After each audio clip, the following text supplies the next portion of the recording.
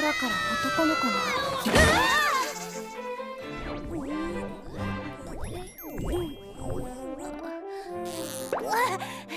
僕ちゃんおっぱい欲しいの？でもまだ出ないよ。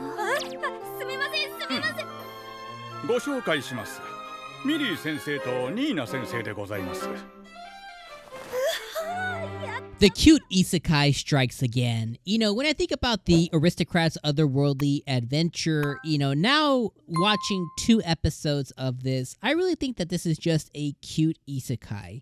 We have Cain, who, yes, is a overpowered OP character, has many blessings, and he basically was bequeathed or given 2 teachers, an adventurer teacher and a magic teacher, that he basically made unemployed on day 1. Because of his crazy amount of blessings that he was given, he outranks, these people who are his teachers like instantaneously.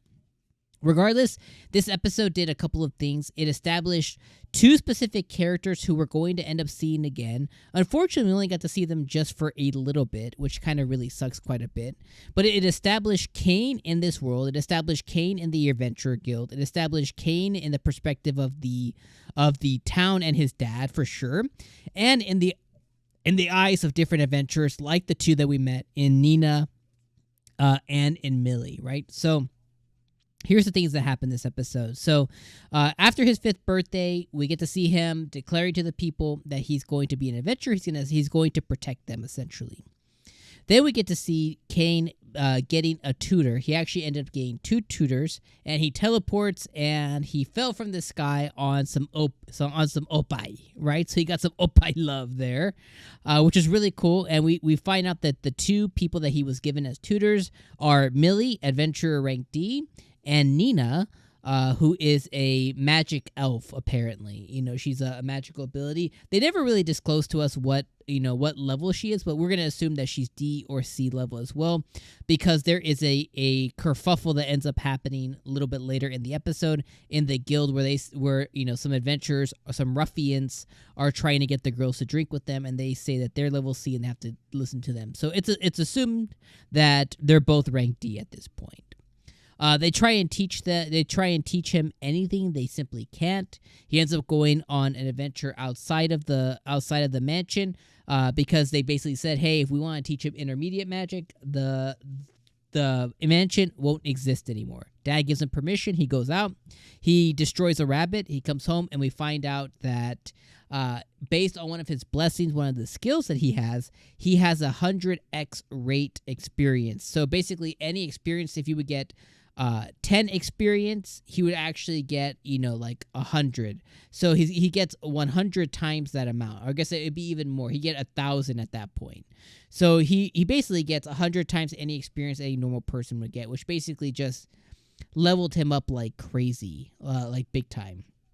Then we get to finally see him, enter and engage in the guild, which I thought was really cool. He saved the girls from a gang of ruffians, which I thought was really cute. And I thought that was really cool.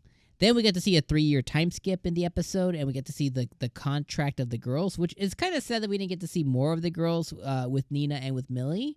But we get a 3-year time skip regardless, and he's now 8 years old. They refuse to extend their contracts, which is completely okay, and they bid adieu to him. Before he can depart from them, he knows that they wanted some magic bags. So he goes and defeats a red ogre and a green earth monster or something like that. And basically we find out later in the episode that those are grade or rank A level monsters, and typically it takes a rank A party to defeat them. He defeats them soloed.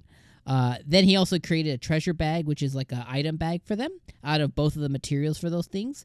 And we found out that he actually didn't just create a normal item bag. He created a national level treasure bag, which just means like this should be on a national level, like a prized possession. Because he was like, oh, I could only fit the mansion in here. And they're like, what? So I thought that was cute. And at the end of that, they gave him little kisses on the cheek to say goodbye. I thought that was really cute too. And then the episode ends with the dad going in on him because he caused a crisis for the monsters that he defeated, and he left his little scarf back, so that's why dad went in on him. But overall, at the end of the day, when I think about this anime, it's definitely I'm calling it the cute isekai. It is cute, it's entertaining, but it's not exceptionally good. It's cute and entertaining. He's an OP character. He's getting aged up. He's getting aged up pretty quickly here. But we're getting to see him kind of go through the thing. We see that in the ED, we get to see him interact with a lot of different people, more elf folks, more younger girls, the king. So we're gonna get to see him kind of interact with a lot more people. So more to come for sure. But at the end of the day, if I think of should you keep watching this or not, it's definitely up to you. With episode 2, I have episode 2 and episode 1, I have a really good taste of this. And although I think episode 1 was a little bit better, this anime can end up being something that is just like a really cool watch, maybe as you eat, maybe as you're just doing something else passively. I don't think that you should watch this versus a lot of other anime out there, because there's just so much really good anime this season that I think if you only were able to watch 5 anime or 8 anime or 10, I really don't think that this one makes the cut. Like, it's cute, it's enjoyable, but it's not the best. I don't know. Let me know what you think in the comments below. Of course, as always, I appreciate you being here. This was episode 2 of the Aristocrats Otherworldly Adventure, and I'll see you guys on the next spring episode. All right, peace.